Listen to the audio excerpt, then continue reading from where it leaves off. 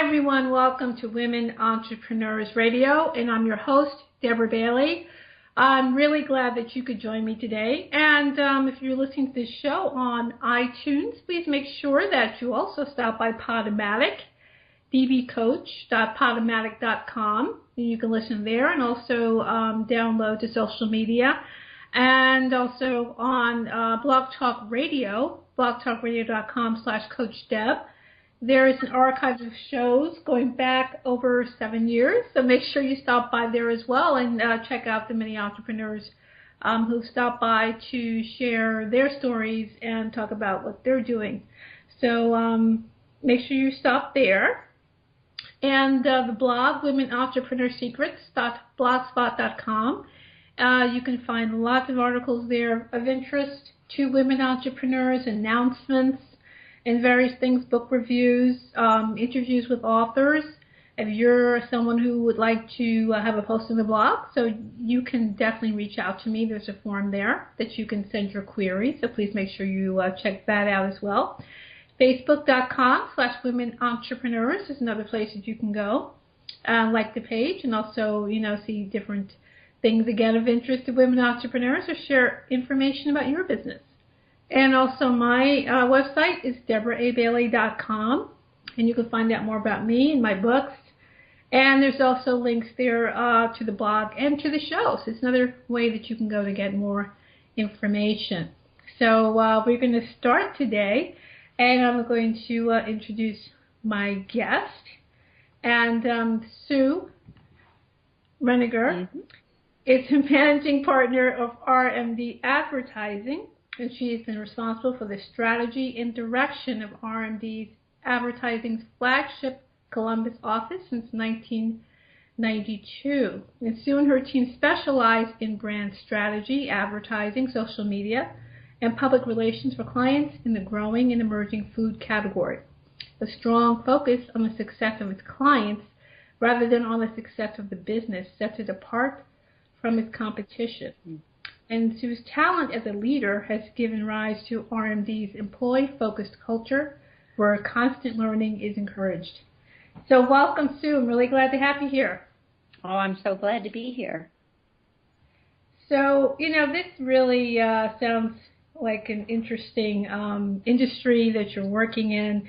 And, I've had the opportunity to interview a couple of people, I believe, that work with you. And, the food industry, a lot of entrepreneurs I've met, many people interested in getting in there, maybe not fully understanding, what they have to do to achieve the success that they're looking for. But, it's definitely something you hear a lot about. So, I think this is very interesting to get your point of view. But, with your company, it's celebrating 24 years.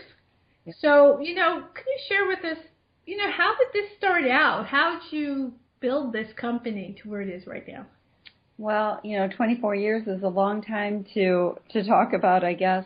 I always wanted to be an ad girl. I didn't always want to be an entrepreneur. It's not that I didn't want to; it just never really occurred to me. And I was working for an advertising agency, and one of the graphic designers said, "Hey, we should start our own business." And at first I was like, no, that's not for me. And 24 years later, here we are. That first business didn't work out well. It was, profitable from day one. Everybody said it should be, but it wasn't a match made in heaven, myself and the partner. It's an old story. And so we split. And truly, I was 5 months pregnant and scared, with half of a client list, thinking, what the heck am I going to do? And so I just thought, well, I'm going to do what I know to do, and that's take care of clients. And so I honestly just thought I'll just get through the pregnancy and we'll see how it goes. It's a cute story. I went into labor one night and thought, oh, shoot, I'll stop by the office and just wrap up a couple of things. And I went down the street and had my baby, and about a week later back at the office again. But for me, RMD has always been just a true passion. It's always been about the people. It's never been about profit or free time or all of those crazy other things that some businesses start for. For me, it's always been how can I take care of somebody? And so, still 24 years later, here we are, a team of 15. Working with some amazing brands that we just adore and love, and it's to us still today. It's all about taking care of the clients and the team that we work with. That's very interesting that you didn't really start out, you felt, to go into business necessarily. That wasn't something that you were like, okay, let's start a business, let's do this and that. You know, it's interesting because talking to other entrepreneurs, it's never that straight line that they said, well, I'm going to start here and this is where we're going to end up. It's sometimes they've just never planned to do that. I feel, from my entrepreneur friends that I talk with, it's, and at RMD we call them growing and emerging food brands. So many of them are still family owned and operated. And it's for those businesses that, you make it through that magical 5-year mark, you make it through that 10-year mark. RMD's made it through 2 recessions. We're really proud of that. The first one, we did not fare very well.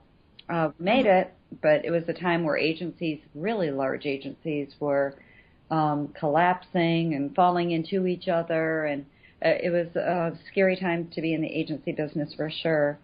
We made it through the second recession. I guess we learned a thing or two, and we made it through much better. But from my vantage point, when I speak to other successful entrepreneurs, those that make it through the test of time, it's that passion that drives you through those tough times. And nobody gets a free ride. Everybody has to make it through tough times, and RMD for sure has had its share of bumps along the way, but here we are, and still passion driven, and loving our clients just as much as we did from day one. So what is it that you feel really keeps the passion going for advertising and for the food industry? What is it that you feel that really excites you about those things? Yeah, it's important to note that when we first started, we, like a lot of agencies, would do anything. So we worked in the medical industry, the technology industry, manufacturing, industrial trash pumps, and then right about 10 years ago, we got our first real food client, and there's a colorful story behind that. But from that point on, we said, this is it. This is all we want to do. And so we didn't really resign any clients, but, just through normal attrition, they eventually went away. And we, to this day, only talk to food clients. And so for us, it's really, we're sort of straddling 2 businesses. There's the agency business and the food business, and we have to be expert in both. I don't know, I always tell people I was raised on a strong diet of David Ogilvy and Bewitched. And so, I can remember being very little, sitting on my grandma's floor watching Darren and Samantha. At the end of every episode, they came up with an idea. And even as a little girl, I was like, that is not a good idea. Oh my God! Yeah, I was thinking about Bewitched too, but crazy. I'm not talking about the remake. I'm talking about the real ones. So yes, help a bit. But I'm fortunate that way. I think that I always knew what I wanted to do. I always knew I wanted to be in the agency business. Many aren't, and then the food business, like I said, once we were bit by that food bug, I just knew that this is what we're supposed to be doing. And I love food because it's challenging as heck. It's always evolving.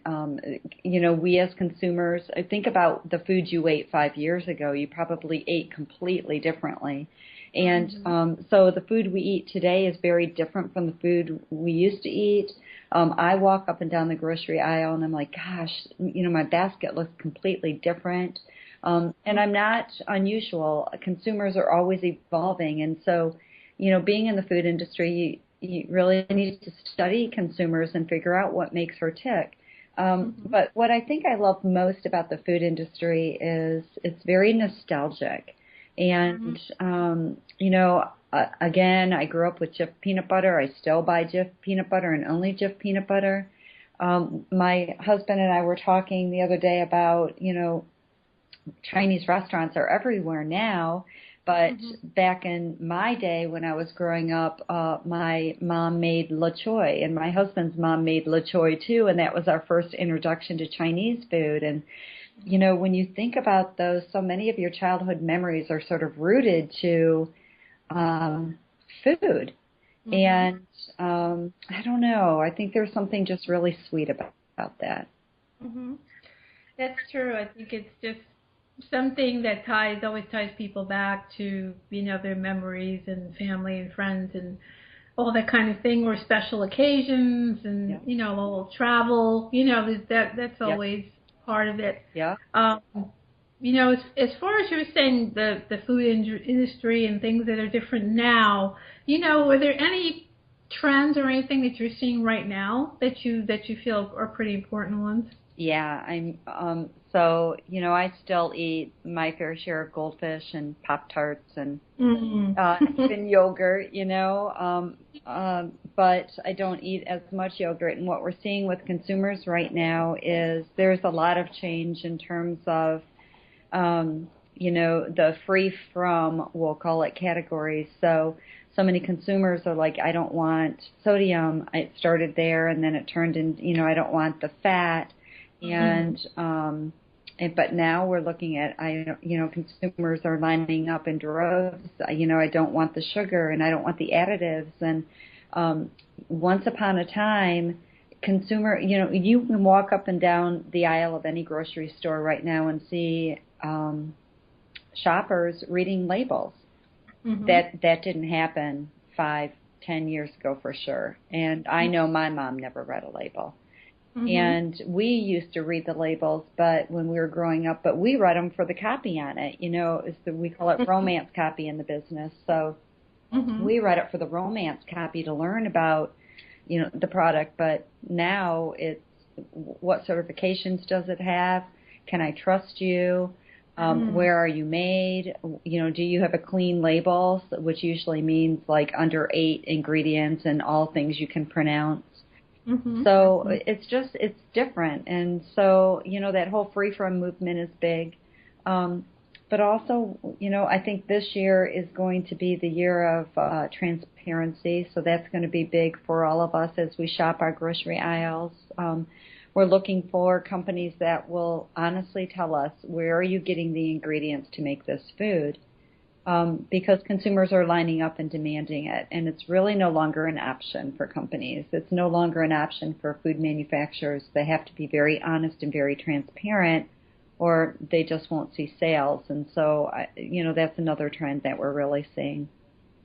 And then I would say the last trend, well, there's a lots of them, but the last trend that I'm super passionate about is, I do think that there's a movement to bring families back to the dinner table, and gosh, that's, for me, such a powerful movement. I just think we can change the world if we do that.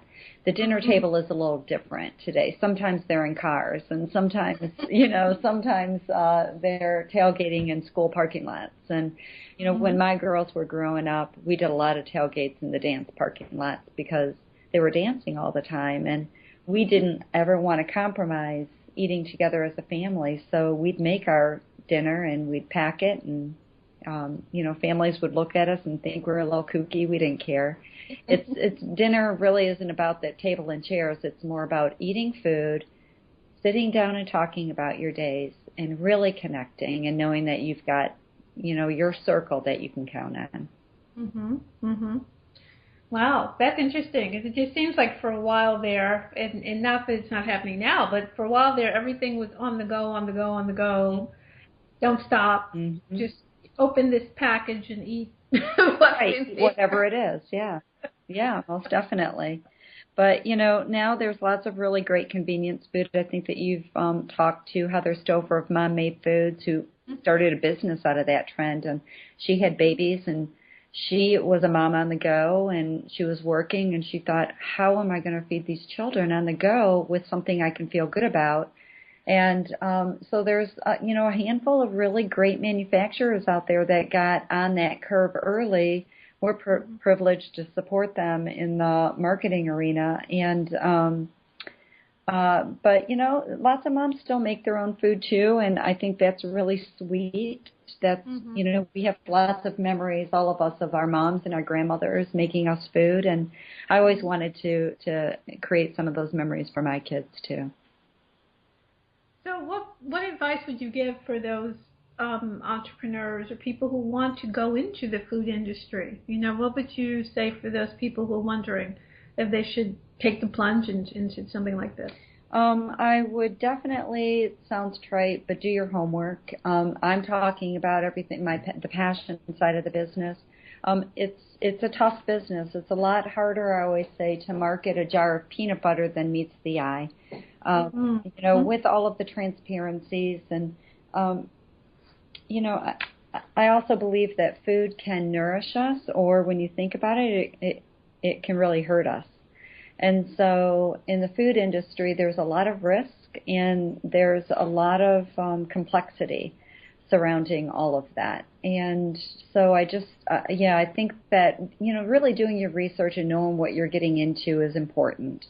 Because, like I said, when the going gets tough, you need more than just gumption to really keep you in the game. There's a lot of long nights. I personally, one of the things that we do in the agency for clients is we had to get real good at crisis management real fast. And so we've had the privilege of really helping clients navigate some tricky waters with regard to food crises.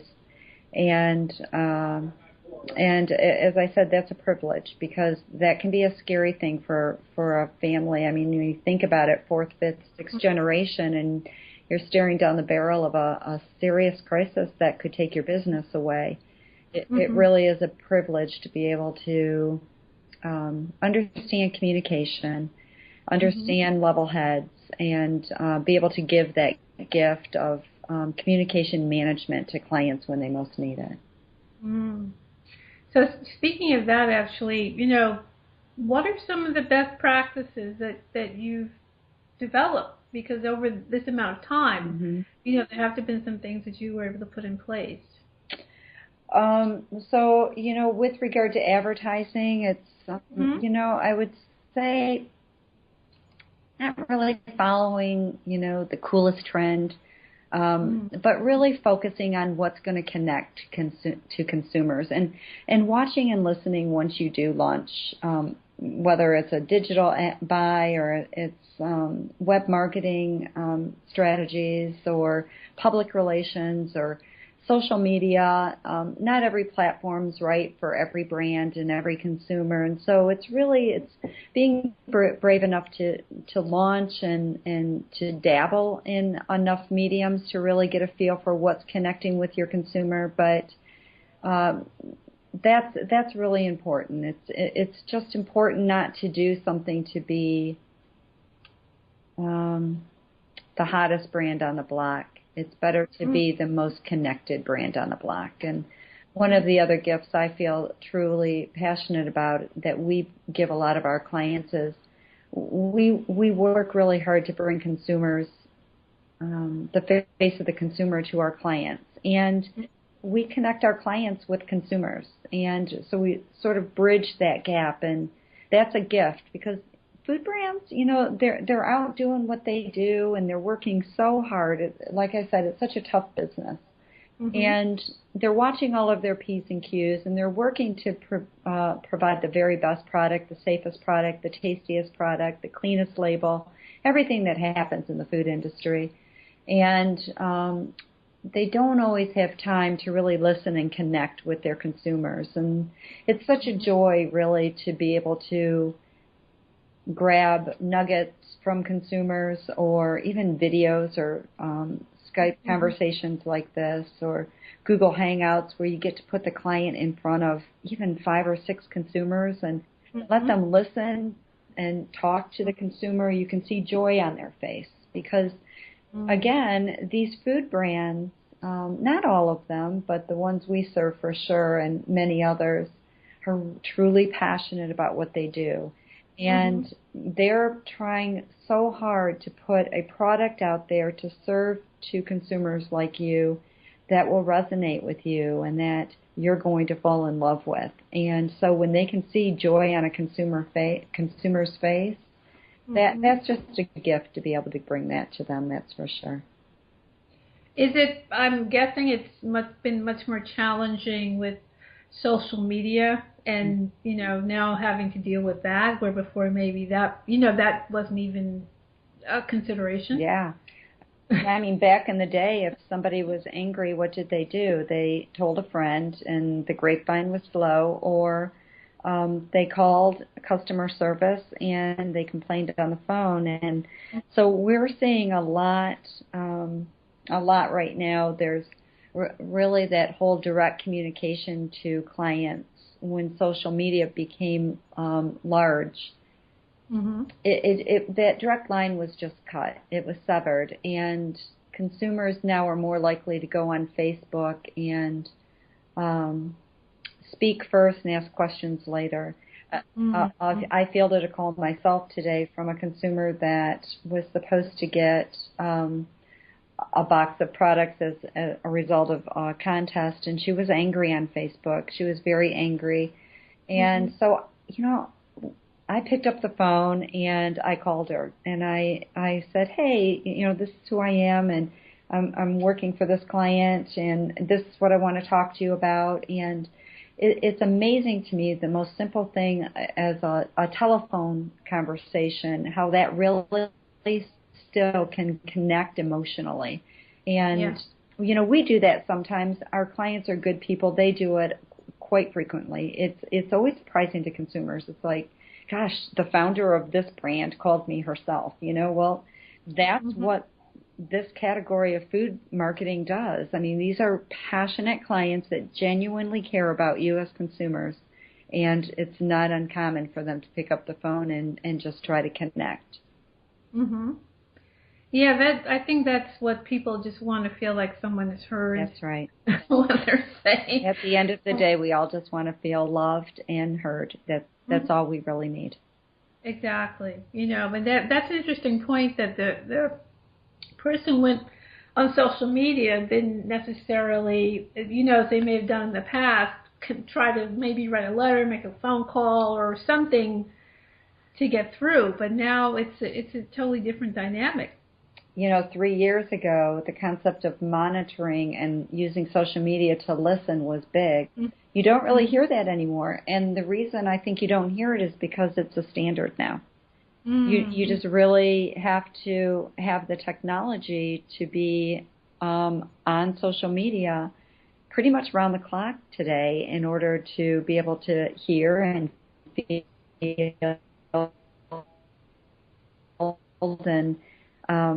and to watch out, because really the power of persuasion still is alive, and it's a mighty thing. Oh, yeah, definitely.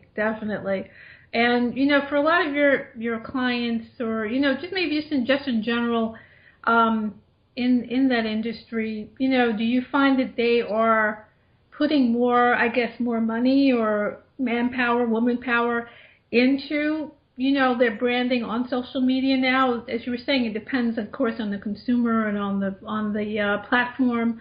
But are they realizing, we really have to do this, we really have to be in all these places? Well, that's another interesting thing.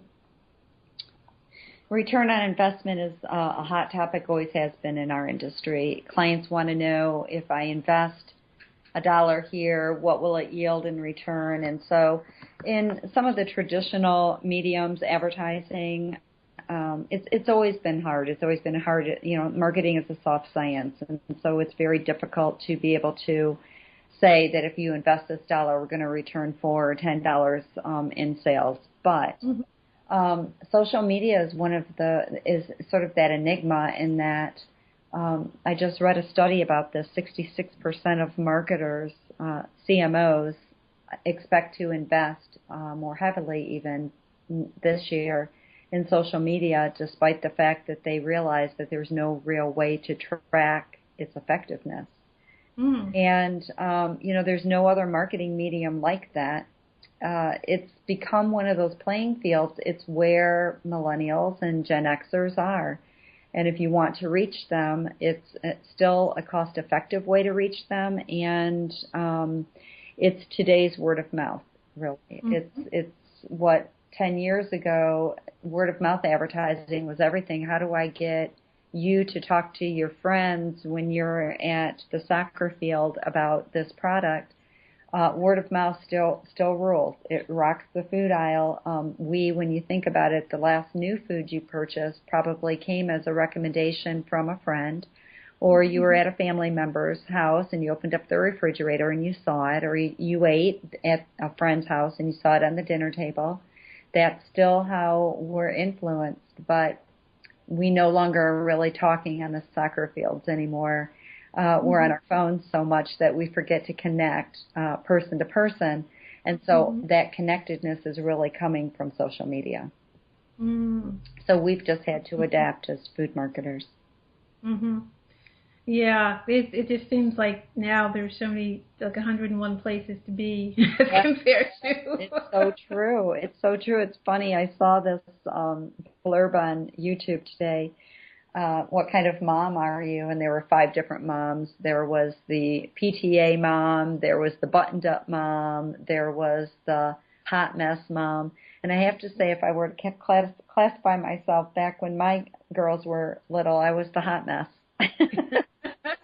I was the one running a business, raising 3 daughters, 4 dogs, a husband, aging parents. I was a very typical, I'm on the upper end of the Gen X, and so I was very typical mom, trying to do everything, and most days just trying to get to the end of the day successfully. And so, as a food marketer, I look at that. I really am that crazy woman that stands in the grocery aisle or on the soccer field and watches those people and thinks, how am I going to get to you? Because moms, when you're in the grocery aisle, you see them. They're pushing a cart. There's a kid in the cart. There's a kid tugging on them, usually a husband trailing behind. They're on their cell phone, and they're picking up foods, sometimes stopping to read the label. Other times we're very habitual about the foods. We don't read labels every time. We read them once. We take it home. If we like it, we're sold. And that's the good news if it's your label, but it's not so great if you're the competitor. So I'm the crazy that lurks in the grocery aisles and watches people and will often say, can I ask, why did you buy that one instead of that one? So, but that's how we learn. That's how we learn.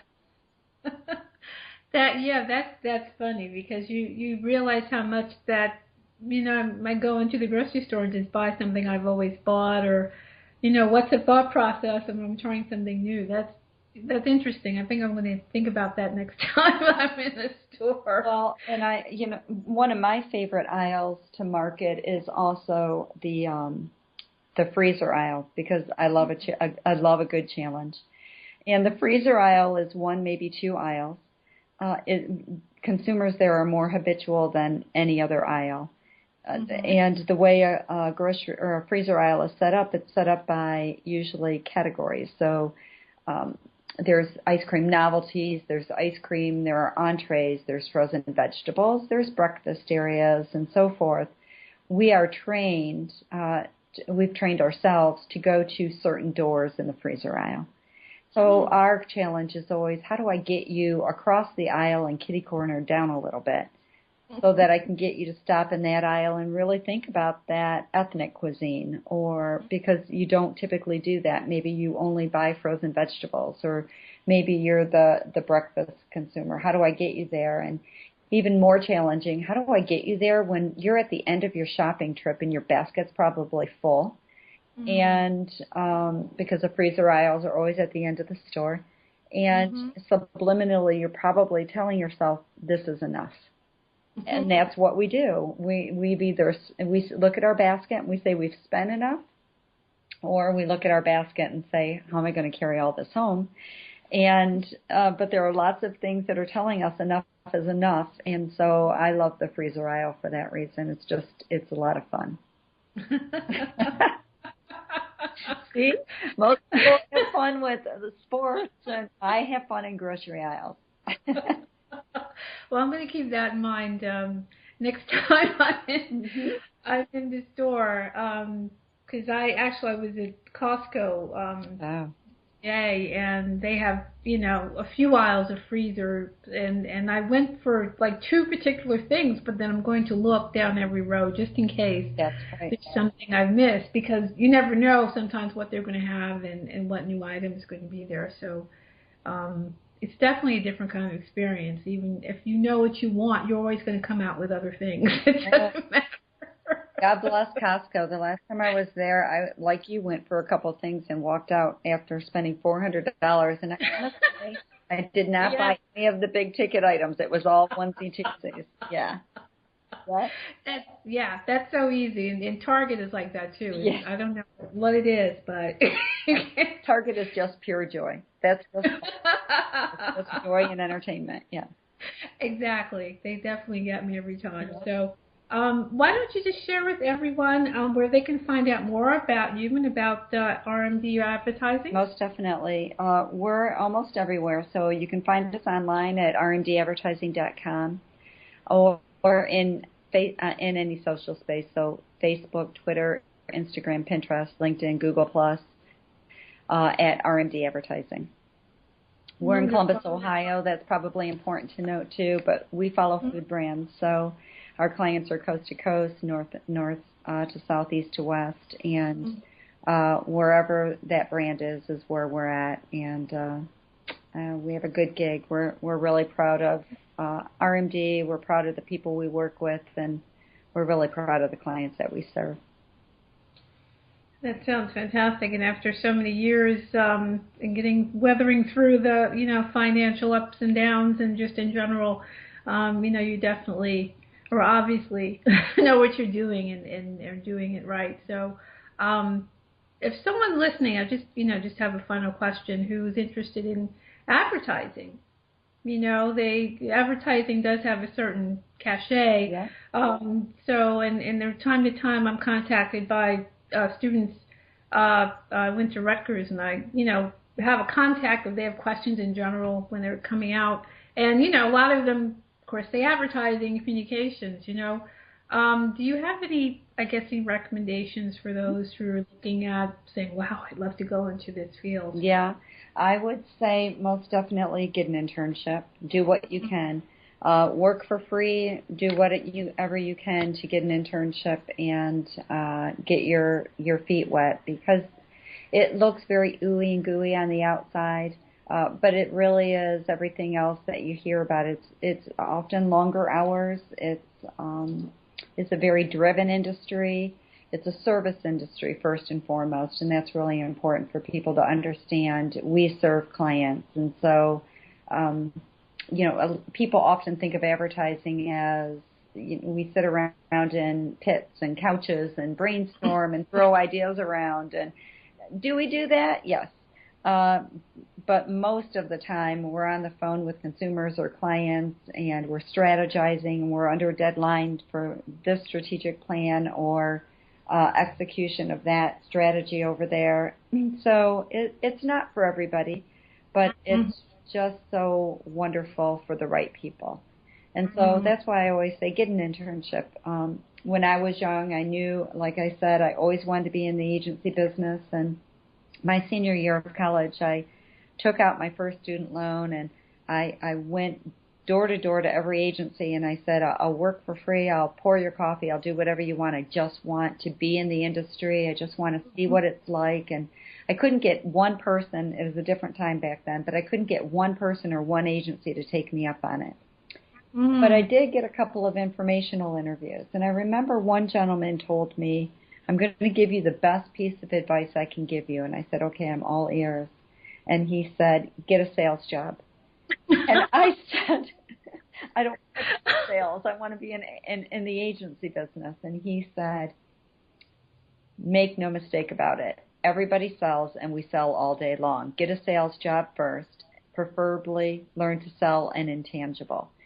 And that was really great advice. Because everything I do every single day, I never forget, we're here first and foremost to sell pork rinds or to sell frozen entrees or to sell a snack food. And if we don't sell, we don't keep our jobs. And so it's just, it really was the best piece of advice I ever got. Wow. That's great.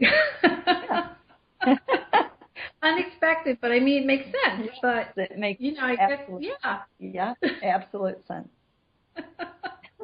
Exactly. So I like that. That's perfect way to end our talk. So I want to thank you so much, Sue, for joining me. This has really been very interesting. I've learned a lot, and I'm sure the listeners will definitely enjoy hearing this, particularly people may want to go into business or advertising or into the food industry. You shared a lot, and I want to thank you so much for taking the time. Thank you for what you're doing. We have to hang together, us entrepreneurs, and especially us female entrepreneurs. So hang together, we're stronger in force, that's for sure. That's for sure, and thank you. I totally agree with that. So I'm so glad that I've been able to meet so many women entrepreneurs, and just it's encouraging to know there's so many out here who are doing it, and I just want the listeners to know they're not alone if that's what they think. They're definitely not alone. Most definitely. So thanks again. Yeah. So everyone, I'm sure that you've enjoyed this show, and once again, make sure you can share it on social media. You can come to iTunes, just look for Women Entrepreneurs Radio, or on Podomatic, dbcoach.podomatic.com, or the website womenentrepreneursecrets.blogspot.com. Also has links there as well, so there's many places you can stop by and listen in, and of course download the show and share it on social media. So once again, this has been Women Entrepreneurs Radio with your host, Deborah Bailey. Thank you so much for joining me, and we'll see you again next time. Bye-bye.